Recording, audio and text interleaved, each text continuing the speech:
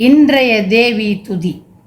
அடவி படும் சடை மௌலியில் வெம்பணி அம்பணி ஆம் அங்கதர் வாம அங்கனை அனுபவை அம்பிகை அனுதிதை அம்பை திரியம்பகி ஆச்சாம்பரை பாசாங்குசை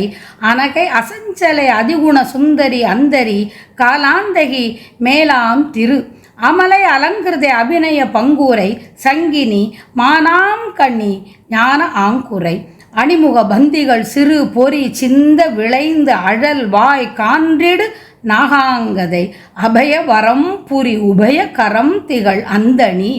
ஆம் ஆங்கு அரி தாய் மாண்பினள் அதலை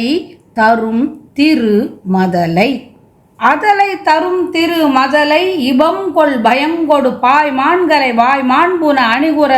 அணி குற மின் புன தணிகையில் அந்தணன் இந்திர ராஜாங்கமது ஆராய்ந்தவன் வடவை இடும்படி மணிமுடி பஞ்சழ விஞ்சிய மாடாம்புடை நாடாண்டகை வசை கருதும் குருபதியோடு தம்பியரும் படவே பாண்டவர் தேரூர்ந்தவன் வளவில் வளர்ந்து இடை மகளிர் குவிந்த தடம் குடைவார் பூந்துகில் வார் பூம் புயல் வரை நிறை கன்றின முழுதும் மயங்கிய பண்கெழு வேயேந்திய வாயான் கழல் மருதிடை சென்று உயர் சகடு தடிந்து அடர் வெம்புளை வாய் கீண்டு ஒரு பேய் காய்ந்தவன் மத சைலம் பொற வரவிடு நெஞ்சினில் வஞ்சக மாமான் பகை கோமான் திருமருகன்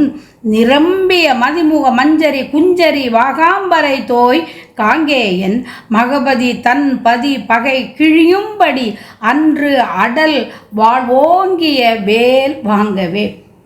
காங்கேயன் வேல் வாங்கவே வெற்றிவேல் முருகனுக்கு அரகரோகரா. அம்பிகையின் துதி. ஜடாபாரத்திலும் தோளிலும் பாம்பை அணிந்துள்ள பெருமானது இடது பாகத்தில் இருப்பவளும் முக்கண்ணியும் நிர்வாணியும் பாசாங்குச கரத்தியும் அழகியும் காலனை உதைத்தவளும் பெரும் திருவும் மான் கண்ணியும் ஞான முளையும் பாம்பை வாகுவலயமாக புனைந்துள்ளவளும் கருத்து அறிந்து உதவுபவளும் ஒப்பற்றவளுமான தேவியின் புதல்வனே முருகனே வள்ளி நாயகனே திருத்தணிகையில் வாழ்பவனே என்று முருகவேளையும் போற்றி துதிக்கிறார். இடையில் முருகவேளின் மாமனையும் துதிக்கிறார். பாரத போரை நடத்த வந்தவனும் துரியோதனாதியரை அழித்தவனும் பார்த்தசாரதியும் மகளிர் ஆடையை கவர்ந்தவனும் குழலூதி ஆனிரை புறந்தவனும் மருதிடை தவழ்ந்து சகடு உதைத்தவனும் புள்ளின் வாய் கீண்டவனும் பேயை அட்டவனும் யானையை அனுப்பி தன்னை கொல்ல நினைத்த மாமனான கம்சனை பகைத்தவனுமான திருமாலின் மருகன். அத்தகைய திருமாலின் மருகன் தேவசேனை கணவன். இவ்வகுப்பை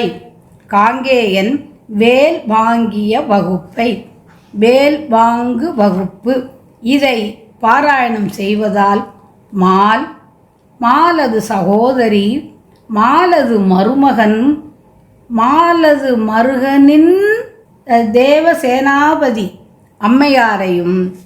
ஒரு சேர அவர்களது திருவருளை நாம் பெறலாம்.